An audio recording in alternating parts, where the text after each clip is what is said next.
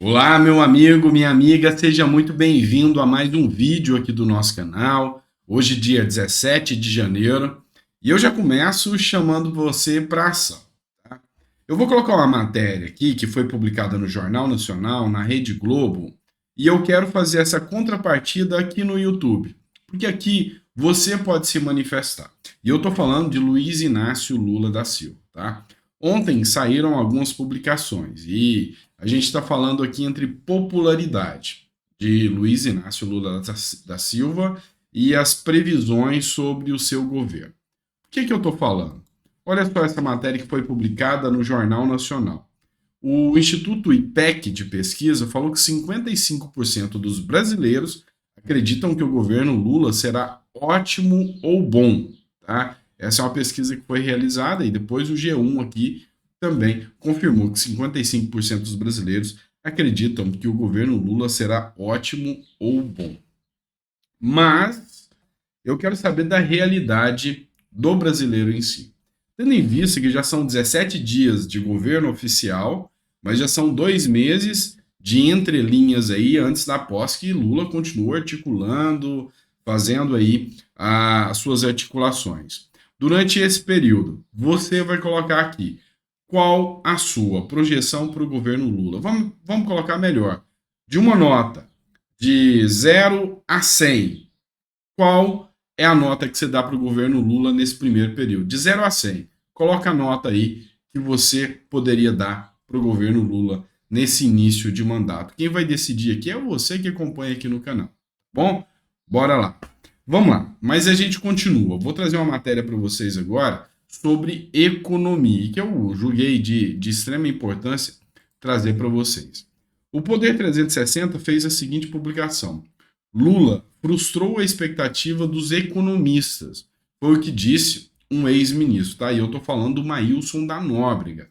Maílson da Nóbrega, ele foi ministro da Fazenda, tá? De Economia, lá da época do José Sarney. Segundo Maílson da Nóbrega, o mercado financeiro esperava que o presidente repetisse o primeiro mandato. Ou seja, muitos economistas apoiaram Lula, inclusive o Armínio Fraga, por exemplo.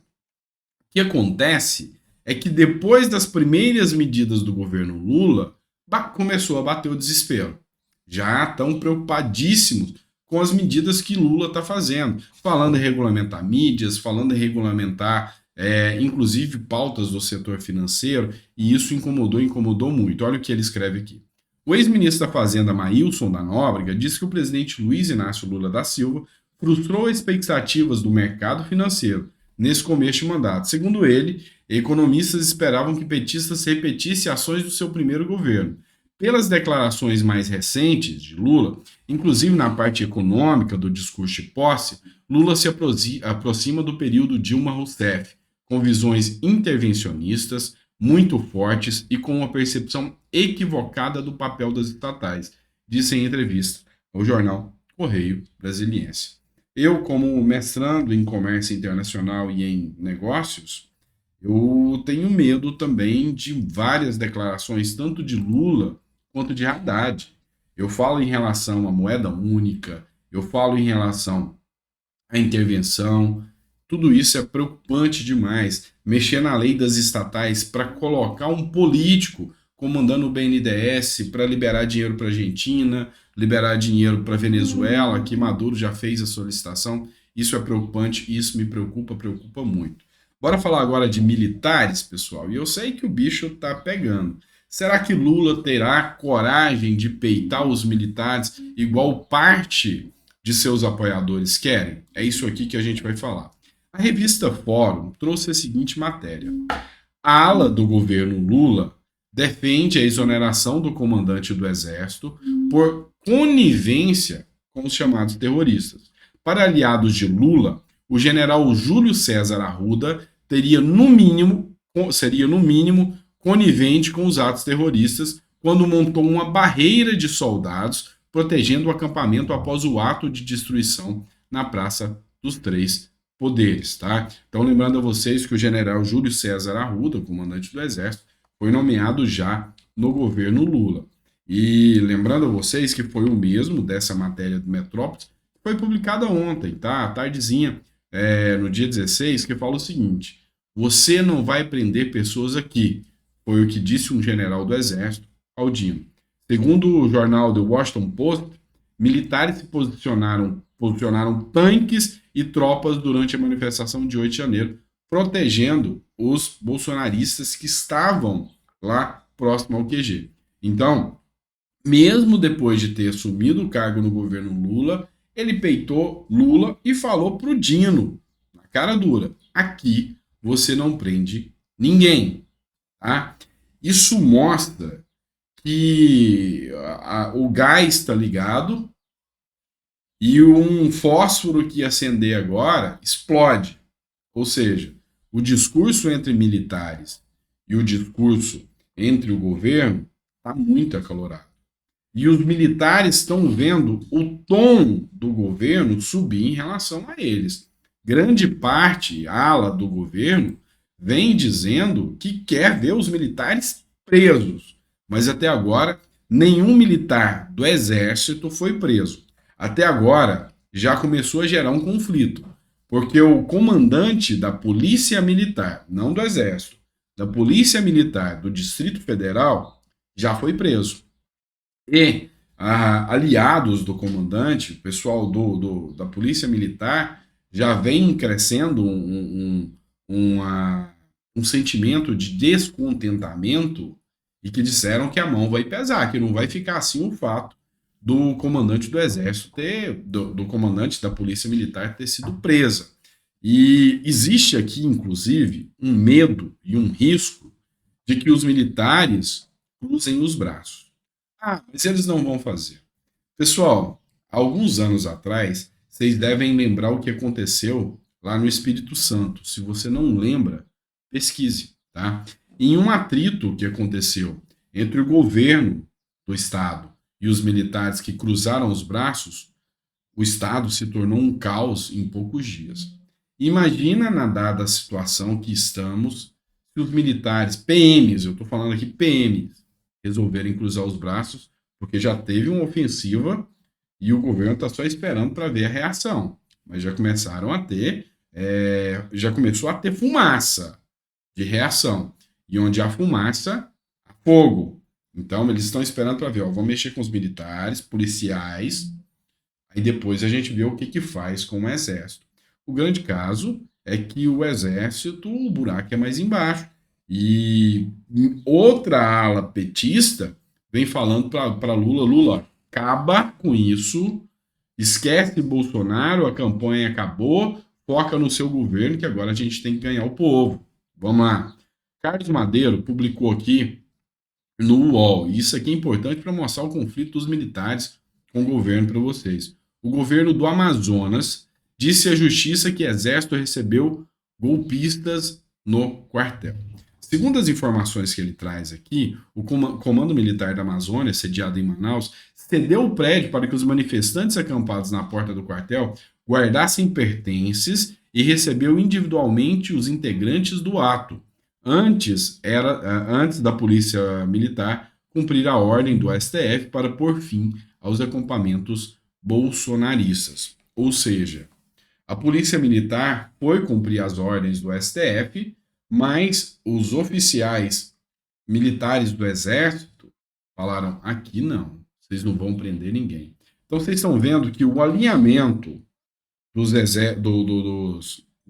militares do Exército de mais baixa patente estão seguindo a mesma linha do comandante do Exército nomeado por Lula. Então, essa é a grande questão. Júlio César já declarou que não vai querer a prisão de bolsonaristas, acha que é uma perseguição o que está ocorrendo e não concorda nem um pouco com isso. Bora lá, 9 minutos de vídeo, mas dá tempo de chegar só em mais um assunto aqui que eu acho importante para você. Bora falar de Bolsonaro e Anderson Torres, tá? Que esse assunto está sendo um assunto que nós estamos falando muito, mas com certeza ainda vai ser pauta de vários vídeos, porque tem muita coisa para acontecer ainda acerca disso. Vamos lá. O jornal Metrópolis fez essa publicação aqui. O TSE incluiu minuta golpista achada com Torres em ação contra Bolsonaro. Aqui já começou a acender um alerta de alguns juristas que falaram, mas não pode juntar outras provas. Pode, tá? É prova nova. Então, dá para juntar prova nova, mas, entretanto, o teor desse documento, a força probatória desse documento, é que é questionada, inclusive, pelo Ives Gandra Martins. Tá? Outros juristas, inclusive secretários de Estado dos governadores dos estados, secretários de segurança dos governadores do estado, já se manifestaram falando, não, nós recebemos minutas o tempo todo, e uma minuta que não foi posta em exercício, que não foi assinada pelo presidente, que não teve tentativa, essa não tem valor probatório nenhum. E realmente o Ives Gandra concordou. Só que o que chama atenção aqui é o que eu vou ler para vocês agora. O ministro Benedito Gonçalves, do Tribunal Superior Eleitoral, TSE, incluiu nesta segunda-feira, dia 16/1, a minuta de um decreto golpista nos autos da ação que investiga a campanha de Jair Bolsonaro à reeleição. Segundo a coluna de Malu Gaspar, em O Globo, o ministro ainda acionou Alexandre de Moraes, do Supremo Tribunal Federal, para compartilhar provas colhidas em inquérito que apura os atos terroristas. O que chama a atenção aqui? O Benedito Gonçalves. Quem é Benedito Gonçalves? O corregedor do TSE, que chegou até Alexandre de Moraes e falou: missão dada, missão cumprida. Ou seja, está sendo colocado à prova que, inclusive, a parcialidade do Benedito Gonçalves para conduzir esse processo. E digo mais, tá? Digo mais, para conduzir um processo ainda eleitoral de 2022, e o objetivo certo aqui a gente já sabe que é a inelegibilidade do Jair Messias Bolsonaro. O que a gente já conta como quase certeza, tá, pessoal? Isso aqui a gente tem que ser claro com vocês que a inelegibilidade dele vai acontecer, uma vez que quem define isso é o TSE. Ou você acha que o TSE não vai dar inelegibilidade de Bolsonaro? É por isso que a aposta de Valdemar da Costa Neto, que é o líder do partido Bolsonaro, agora já é Michele.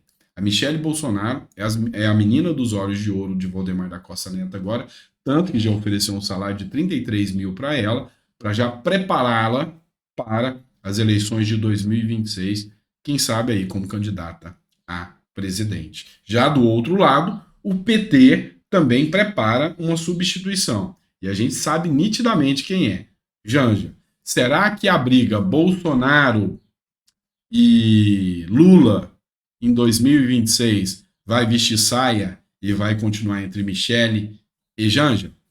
A probabilidade é muito grande que continue assim, tá? Que aconteça isso, tá bom? Ficou até o final do vídeo, pessoal? Coloca no comentário se gostou, o que eu posso fazer para melhorar o conteúdo para você, afinal o conteúdo é feito para você, tá? O que você discorda é importante para mim também, tá? Com argumentos lógicos, com argumentos sadios, maduros, porque esse é o sentido da democracia. Alguém que possa discordar de você, mas para que os dois juntos cheguem num consenso. Tá? É assim que funciona, e eu acredito muito na democracia do nosso país, a partir do momento que a gente tenha liberdade de expressão, liberdade de fala, liberdade de expor os pensamentos, sem censura, sem perseguição, sem nada nesse sentido, que a gente tem medo que possa acontecer aqui no Brasil. Tá? E enquanto a gente tem possibilidade, liberdade, condições de falar, a gente vem trazer essas informações para vocês. E é por isso que você vai me dar as balizas, me explicando o que eu posso melhorar aqui no canal. Tá bom? Abraço e até o próximo vídeo.